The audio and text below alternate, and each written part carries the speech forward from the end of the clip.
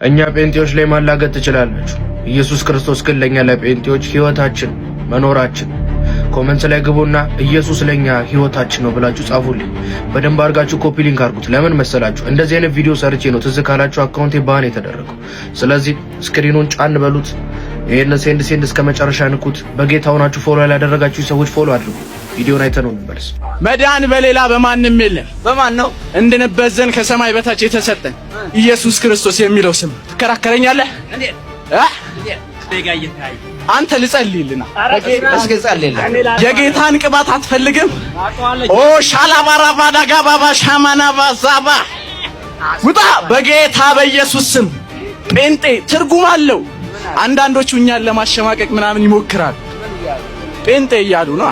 የሚገርም ዘመን። አጋንንት እንዴት ከቄስ በላይ ዕውቀት ኖሮት አጋንንቱን ሲያስወጡት የመጽሐፍ ቅዱስ ክፍል ይናገራል።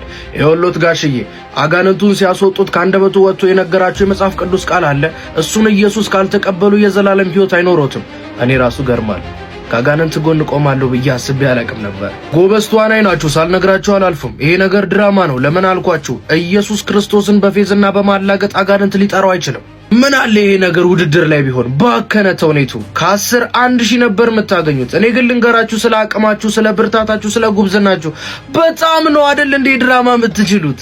እኔ ግን ይሄን ሁሉ ነገር ሳይ አንድ ነገር አስተዋልኩ። በጣም ትልቅ ነኝ ብዙ ሺህ ዓመት ቆይቻለሁ ብላ የምታመን ቤተ እምነት በጣም ትንሽ ናቸው ብላ እንደ ደቃቃ የምታየውን የጴንጤን ሕዝብ መድረኮቿ ላይ በስብከቶቿ በድራማዎቿ ማጠልሸት ከጀመረች ትንሽ የተባለው ጴንጤ ውስጥ ትልቅ ነገር አለ ማለት ነው።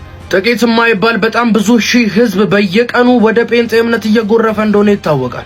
የነዛን ሰዎች ልብ ለመመለስ ግን መድረክ ላይ ጴንጤን ማጠልሸት አይደለም ተገቢው፣ ትክክለኛውን ኢየሱስ መስበክ ነው። ትልቅ ነኝ የምትለዋ ትንሽ የምትባለውን ስታጠለሽ፣ ትንሿ ግን ትልቁን ኢየሱስ አግንና ህዝብ በህዝብ ሆነች። በመጨረሻም እኛ ግን በጣም እንወዳችኋለን፣ ለእናንተ ትልቅ ክብር አለን። ስለዚህ ወዶ ያዳነንን ኢየሱስ ስለምንወዳችሁ ልንሰጣችሁ እንፈልጋለን። ጌታ ይወዳችሁ።